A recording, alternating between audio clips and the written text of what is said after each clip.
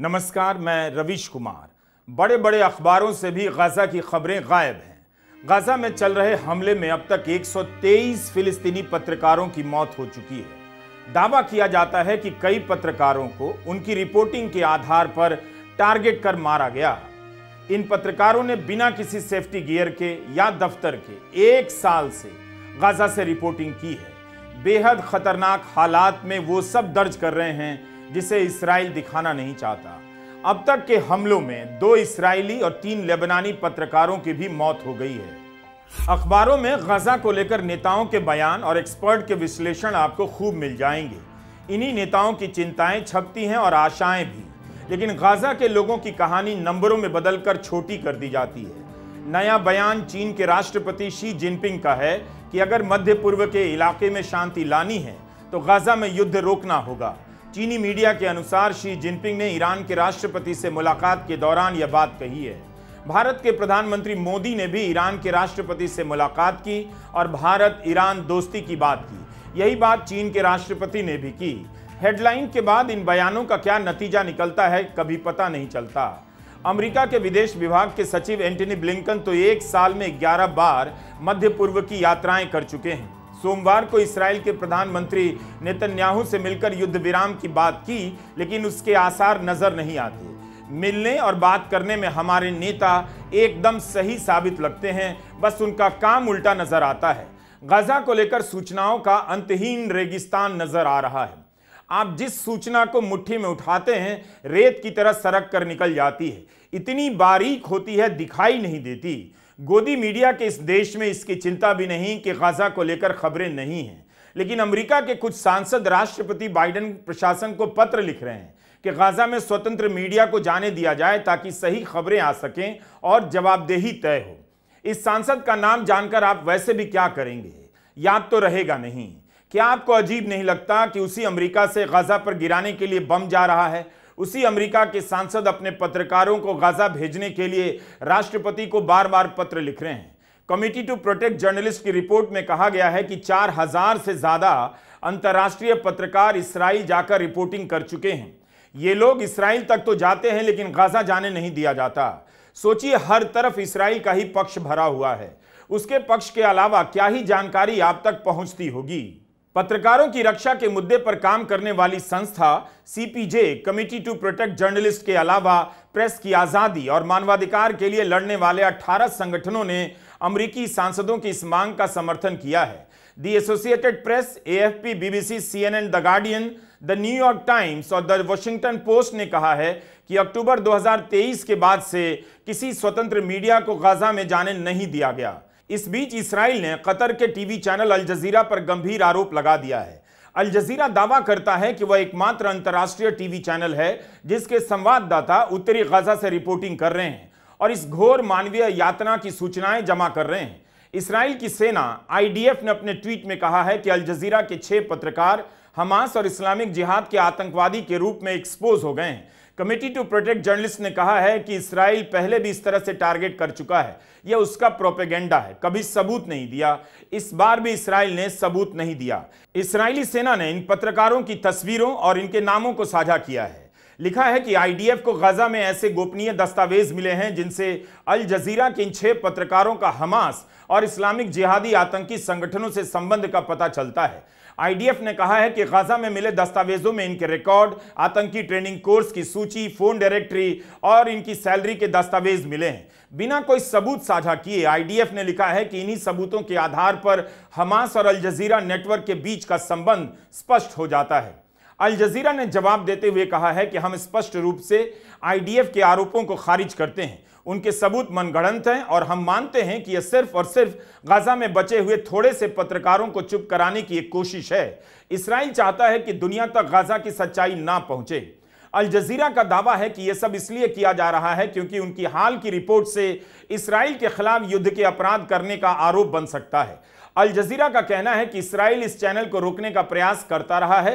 पिछले महीने ही West Bank के रमाला में अल जजीरा के दफ्तर में इस्राइली सैनिक घुस गए और बंद करवा दिया। मई 2024 में इस्राइल में कैबिनेट के फैसले के बाद अल जजीरा का दफ्तर बंद कर दिया गया। अल जजीरा को लेकर इस्राइल का क्या नजरिया है इससे भी पता चलता है कि जब तेल अवीव में इसका दफ्तर बंद किया गया तब नेतन्याहू ने ट्वीट कर इसका ऐलान किया था। पत्रकारों की रक्षा के लिए काम करने वाली संस्था CPJ के अनुसार पहले भी इस्राइल ने फिलिस्तीनी पत्रकारों पर इस तरह के बेबुनियाद आरोप लगाए। जुलाई महीने में अल जजीरा के पत्रकार इस्माइल अल गोहुल की हत्या के बाद इसी तरह के दस्तावेज दिखाए गए।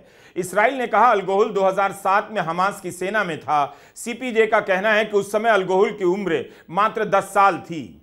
इस हालत में गजा से क्या ही सूचना आप तक पहुंच रही होगी। सब कुछ आपकी नजरों से ओझल है, बस धारणा दिमाग में बना दी गई है। आप वैसे भी खाली तो है नहीं, हिंदू जगाओ यात्रा से जागने में लगे हैं बिहार में, लेकिन इसी धरती पर कैसे हजारों टन बमबारी से एक छोटे से इलाके के 20 लाख लोगों को तड़प तड़प कर मरने के लिए छोड़ दिया गया है। इसके बाद लोग करुणा और संवेदनशीलता का दावा भी करते नजर आएंगे। कुछ तो है कि हम स्थानीय से लेकर अंतर्राष्ट्रीय स्तर पर उदासीन और क्रूर होते जा रहे हैं। चुनौती एक पत्रकार की है कि वह इन बची खुची सूचनाओं के खुरचन से क्या हासिल करना चाहता है। जब लोगों ने धर्म के आधार पर अपनी हिंसा को करुणा और राष्ट्रवाद घोषित कर दिया है, तब ऐसी सूचनाएं और विश्लेषण किस काम की रह जाती हैं। किसे फर्क पड़ता है कि गजा को खड़े होने में 350 साल लग जाएंगे। अगर आज युद्ध बंद हुआ और आगे युद्ध नहीं हुआ तो कितने साल से राजधानी दिल्ली की जहरीली हवा को लेकर सुप्रीम अदालत 3 राज्यों को फटकार रही है। सांस की बीमारी होने की खबरें छप रही हैं, लोगों के मरने की भी। लेकिन हर साल जहरीली हवा का दौर लौटता है और अदालतों की फटकारें हेडलाइन बनकर छपने लग जाती हैं। बदलाव कुछ नहीं होता। जो लोग न्यूज़ नहीं देखते होंगे, क्या उन्हें पता भी है कि दिल्ली की हवा उनके लिए कितनी खतरनाक हो चुकी है? जब अपने ही शहर के हालात से लोगों को फर्क नहीं पड़ता, तो यहाँ से बहुत दूर धरती के छोटे से टुकड़े की एयर क्वालिटी इंडेक्स AQI क्या होगी, किसे फर्क पड़ता है? गजा मीडिया ऑफिस के अनुसार एक साल में गजा में 75,000 टन बम गिराए जा चुके हैं। इस कारण वहां 42 मिलियन टन मलबा जमा हो गया है। क्या इस तरह की बमबारी से गजा की हवा की air quality index AQI Delhi से कुछ बेहतर होगी? जब गजा के लोग मरने के लिए जी रहे हैं, तो दिल्ली के लिए क्यों नहीं मरने के लिए जी सकते हैं? अदालतों से दिल्ली की हवा साफ नहीं हुई, ना ही दुनिया की किसी अदालत से गजा में बमबारी रुकी है। संयुक्त राष्ट्र राहत एवं कार्य एजेंसी UNRWA के प्रमुख का बयान है कि उत्तरी गजा में हर तरफ लाशों की दुर्गंध फैली हुई है। सड़कों पर और मलबों के नीचे लाशें दबी हुई हैं। मिशन इन लाशों को हटाना चाहता है, मगर अनुमति नहीं दी जा रही है। उत्तरी गजा में लोग मरने का इंतजार कर रहे हैं, जिंदा बचने की उम्मीद छोड़ चुके हैं। UNRWA को इस्राइल प्रतिबंधित करने जा रहा है। इस्राइल से यह संस्था काम करती है। अगले हफ्ते इस्राइल की संसद नेसेट में इस पर फैसला होगा। अगर यह बिल पास हो गया तो गजा में मदद पहुंचाने की सबसे बड़ी एजेंसी का काम बंद हो जाएगा। इस्राइल ने 6 अक्टूबर को उत्तरी गजा के पुराने रिफ्यूजी कैंप जबालिया पर तीसरी बार हमला कर दिया। कहा कि यहां हमास के लड़ाके इकट्ठा हैं। 20 दिन से कम समय में जबालिया में 400 से अधिक लोग मारे गए, कहीं कहीं संख्या 700 लिखी गई है। BBC से वहां के लोगों ने कहा कि सड़कों पर लाशें बिछी हुई हैं। लोग इस कदर घबरा कर भागे हैं कि अपने बच्चे भी साथ में नहीं ले जा सके। लोकल अस्पतालों के पास संसाधन खत्म हो रहे हैं और जबालिया से आने वाली तस्वीरें दहशत पैदा करने वाली हैं। संयुक्त राष्ट्र की एजेंसी का कहना है कि उत्तरी गजा में अब कहीं भी पानी नहीं मिल रहा, ना ही खाना या दवा। अस्पतालों के बाहर लगातार गोलीबारी हो रही है। इस्राएली सैनिक भी तैनात हैं। इस हमले से पहले उत्तरी गजा के शहर बेतलाहिया में इस्राइल ने बड़ा हमला किया, जिसमें एक साथ 87 लोगों की जान चली गई। हर दिन तबाही की कोई भयानक खबर आती है, हर दिन दुनिया उससे सामान्य हो जाती है। लोग अपने देश के अखबारों में अपने नेता का फोटो देखकर खुश हैं कि वो ग्लोबल लीडर बन गए हैं। इस बात से किसे फर्क पड़ेगा कि आज अगर युद्ध बंद हो जाए तो गजा को एक साल पहले की स्थिति में लौटने में 350 साल लगेंगे। गजा जेल की तरह चारों तरफ से बंद है। उसकी अर्थव्यवस्था राहत और मदद पर चलती है। ऐसे में उसकी अर्थव्यवस्था कितनी ही मामूली होगी आप समझ सकते हैं। लेकिन उस स्तर पर भी लौटने में 350 साल लगने की बात की जा रही है। इसका मतलब यही हुआ कि गजा अब फिर से कभी नहीं खड़ा हो पाएगा। उसके बचे होने की संभावना तेजी से समाप्त होती जा रही है। इस्राइल की बमबारी ने पूरे इलाके को भयानक रूप से तबाह कर दिया। कई जगह पूरे के पूरे मोहल्ले ध्वस्त हो चुके हैं। सड़कें और दूसरे जरूर मूलभूत साधन बर्बाद हो गए। मलबों के पहाड़ जमा हैं, जिनमें इंसानों की सड़ती हुई लाशें भी हैं और बिना फटे बम भी। इन मलबों को ऐसे ही छोड़ा गया तो यह महामारी को निमंत्रण देने जैसा होगा, और साफ करने की कोशिश की गई तो मौत का कारण बन सकती है। मगर इस मलबे को साफ किए बिना किसी भी किस्म के पुनर्निर्माण को शुरू कर पाना संभव नहीं होगा। यह सब लिखा है एसोसिएटेड प्रेस में जोसेफ क्राउस ने। संयुक्त राष्ट्र की agency conference on trade and development UNCTAD ने सोमवार को एक रिपोर्ट जारी की, जिसमें कहा है कि अगर गजा में युद्ध कल ही खत्म हो जाता है तो भी उसकी ध्वस्त हो चुकी अर्थव्यवस्था को 7 अक्टूबर 2023 से पहले की स्थिति में लौटने में 350 साल लगेंगे। गजा की अर्थव्यवस्था उससे पहले भी इसराइल और इजिप्ट के लगाए प्रतिबंधों के कारण सिकड़ी हुई थी। उस स्थिति पर पहुंचने में 350 साल लगेंगे। सोचिए यह कितना वक्त होता है। सवाल यही नहीं, इतने साल तक गजा को खड़ा करने के लिए क्या चाहिए? मलबे को हटाने में कितना साल लग जाएगा? अगर वहां कोई बचेगा ही नहीं, उनकी जमीन पर कोई और बस जाएगा, तो फिर वह कौन सा गजा होगा जो 350 साल बाद खड़ा किया जाएगा? और किसका गजा होगा, फिलिस्तीन का या इसराइल का? 350 साल पीछे जाकर ही हम अंदाजा लगा सकते हैं।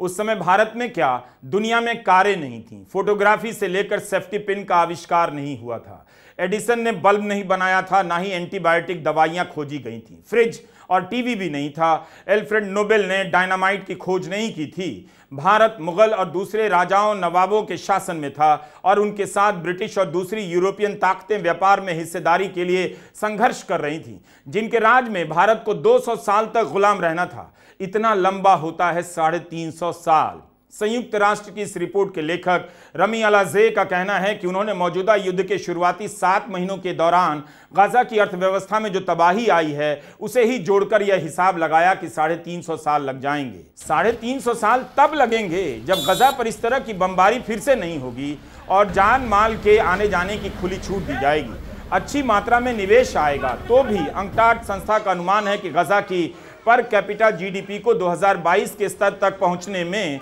2050 तक का समय लग सकता है। यूएन की एक और रिपोर्ट आई है, इसे यूएन डेवलपमेंट प्रोग्राम ने जारी किया है। इसमें भी कहा गया है कि अगर गजा से सभी आर्थिक प्रतिबंध हटा लिए जाएं और वहां बड़ी मात्रा में निवेश किए जाएं, तब भी समूची फिलिस्तीनी अर्थव्यवस्था के 2034 तक पटरी पर लौट कर आने की संभावना नजर आती है। लेकिन इन आदर्श परिस्थितियों के अभाव में उनका भी मानना है कि स्थितियां अंकटाड के सदियों लंबे अनुमानों से मिलती हैं। इसमें एक और पहलू भी है, अगर इसराइल का हमला रुक जाए और गजा की अर्थव्यवस्था पर काम होने लगे, तब भी उसके लोग इन त्रासदियों के बाद खुद को कैसे खड़ा कर पाएंगे। जिस गजा में परिवारों के परिवार खत्म हो गए, लोगों के बच्चे भाई बहन माँ बाप मार दिए गए, उसी जमीन पर उन्हें फिर से बसना होगा।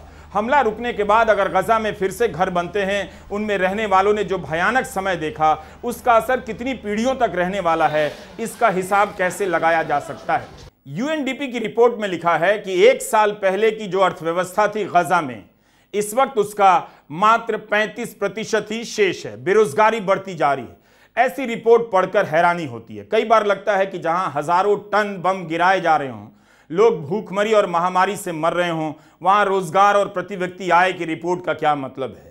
यूएनडीपी की रिपोर्ट कहती है गजा ने 69 वर्षों में जो भी हासिल किया सब तबाह हो चुका है। वहां की गरीबी 74% से अधिक हो गई है। वेस्ट बैंक और गजा में कुल मिलाकर 40 लाख से अधिक लोग गरीबी में धकेले जा चुके हैं। 26 लाख लोग पिछले साल गरीबी रेखा से नीचे चले गए थे। 1 साल में गजा में हजारों बच्चे बमबारी और कुपोषण से मारे जा चुके हैं। ऐसे भी बच्चे हैं जो हमले के दौरान पैदा हुए और जब से पैदा हुए तब से भूखमरी के शिकार हैं। ना परिवारों के पास खाने के लिए कुछ है, ना माओं के पास पिलाने के लिए दूध।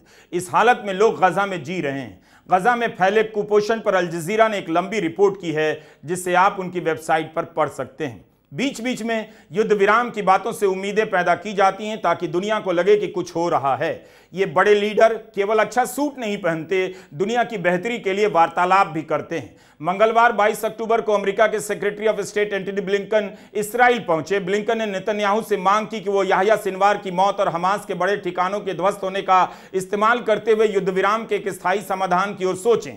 ब्लिंकन ने पत्रकारों से बातचीत में कहा कि अब सिर्फ 2 ही चीजें करनी बाकी बचती हैं। एक तो बंधकों को छुड़ाकर घर लाया जाए और इस समझदारी के साथ इस युद्ध का अंत किया जाए कि आगे की योजना क्या रहेगी।